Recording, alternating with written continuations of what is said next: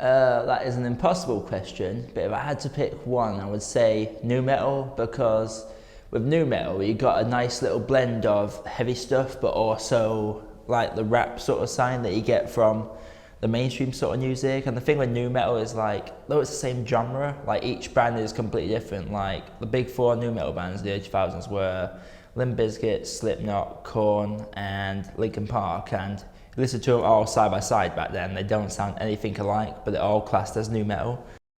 My favourite subgenre of metal is death metal, and why? Because it's the most intense, active form of any musical genre, let alone metal, but the most intense form of metal genre. And on the day when I'm not feeling too good, it actually, contrary to popular belief, and maybe ironically considering a lot of the lyrical content you might get on death metal, it's actually quite calming.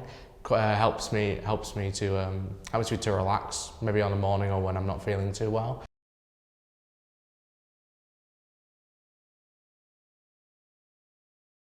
As a guitarist, I do think that it is very important because basically just the better you are at guitar, the more you can play, the bigger range you have, you can experiment.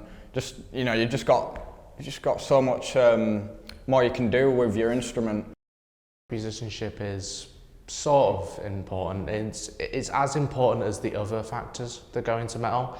The other factors being how good a band is live. If a band is really technically gifted but can't perform it live, I don't really see a point to them being technically gifted if they can't deliver that to a live audience.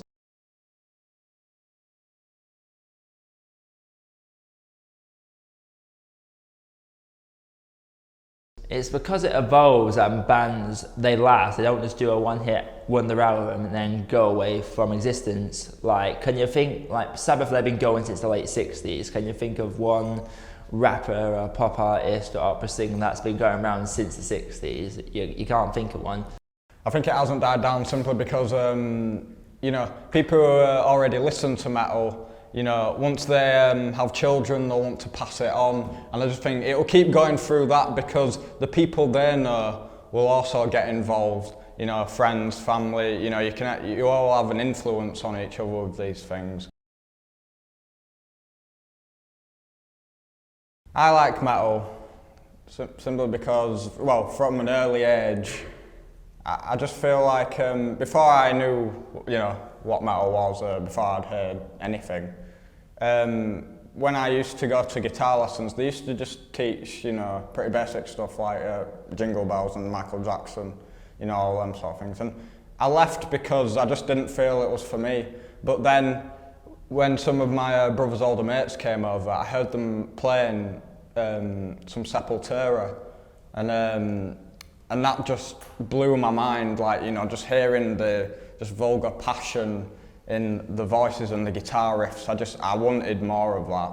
It's being part of a big sort of dysfunctional family, a big community, which from when I was younger I didn't really feel part of anything. But once I found metal music, I found my best friends through that music, and it's given me a way to get into a sort of a bigger group of people who you meet people at metal gigs you've never met before in your life, and you feel you've known them for a long, long time. And I think that's the reason why I do.